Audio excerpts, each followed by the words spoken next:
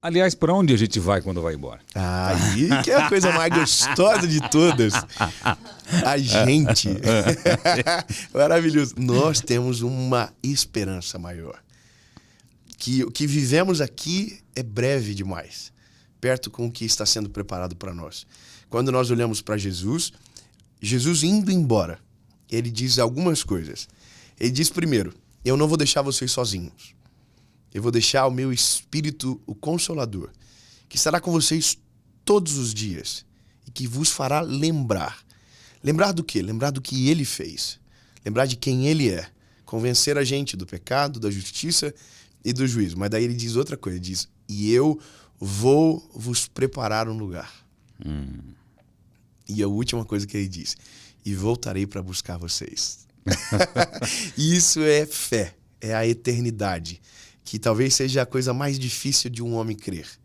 Que alguém como a gente tem um lugar nos esperando de paz, e onde não, a Bíblia diz, não haverá choro, não haverá tristeza, e a gente vai estar com aquele que nos criou para sempre. Essa é a esperança do ser humano que crê em Jesus. E vivemos de maneira breve aqui, somos intencionais no tempo que passamos, mas sabendo que tem coisas muito melhores e maiores para vir. Eu fiz uma pergunta para um padre e fiz uma pergunta para um pastor. Mas acho que você vai primeiro no ar do que eles, mas a pergunta foi... Eu tive respostas parecidas, que é a história do... Eu não sei se é merecimento, mas eu vi uma história muito tocante na internet que o avô estava desenganado, o médico falou que tem câncer, 2 semanas de vida e tal. Vai para casa e morre em casa. Aí chegou lá, a netinha sonhou no outro dia que o vovô estava curado. Falou, sonhei com Deus e Deus falou que o vovô estava curado. O vô voltou no médico e falou, minha neta sonhou que eu estou curado. O médico falou, agora não é hora de lutar, é hora de aceitar. Aceita, não tem mais que lutar. 2 semanas de vida. E insistiram para fazer exame, o médico não queria, foram fazer exame, estava curado. Depoimento de um cara sério na internet. Estava curado. Aí eu fui ler os comentários. Você já sabe o que veio, né, Dave? Quer um lencinho, alguma coisa? Não, tá tudo bem.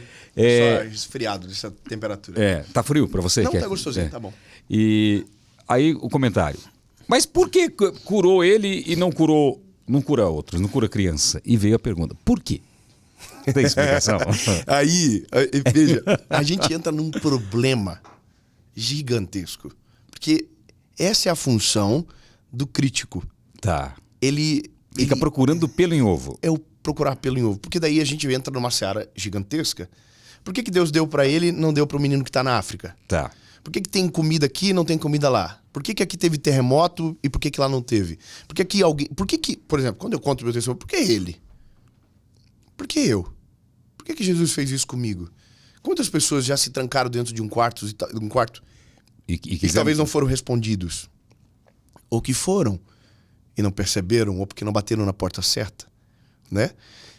E aqui se aplica um princípio da palavra, que não é o merecimento, é a graça. A graça. É a graça.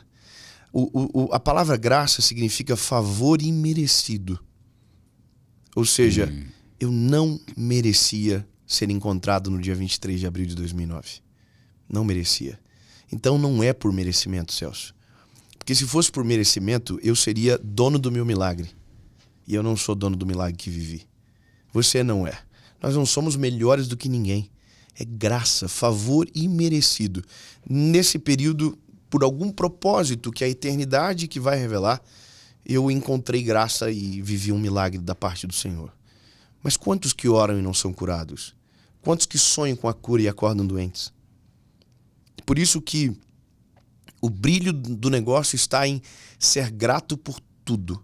A Bíblia diz que todas as coisas cooperam para o bem daqueles que amam a Deus e foram chamados segundo o seu propósito. Ou seja, tem coisas que não dá para explicar. Por exemplo, você contou uma história breve, mas olha o tanto de coisa. Você fez uma cirurgia, o respirador parou de funcionar. Seu filho ficou doente. Aí você foi para uma casa, deu problema, um aparelhinho de $20 salvou você. Mas aonde isso tudo termina? Termina aqui. Parece que é aqui. Mas imagina quem te ouve agora. Que ouve um outro Celso. Um Celso que tem uma verdade um pouquinho diferente para contar agora. Que agora não tem mais a ver com a solidariedade que você tem. Ou com a retidão do teu caráter. Mas com que Deus fez por você. Entende? Que quando Deus faz algo, ele tira da gente o direito de se achar. Então não tem a ver com a gente, tem a ver com ele. Então o que Deus faz e como ele faz, a gente não tem como explicar. Só que se bateu na minha porta, eu tenho que reconhecer que é graça, não mereço aquilo.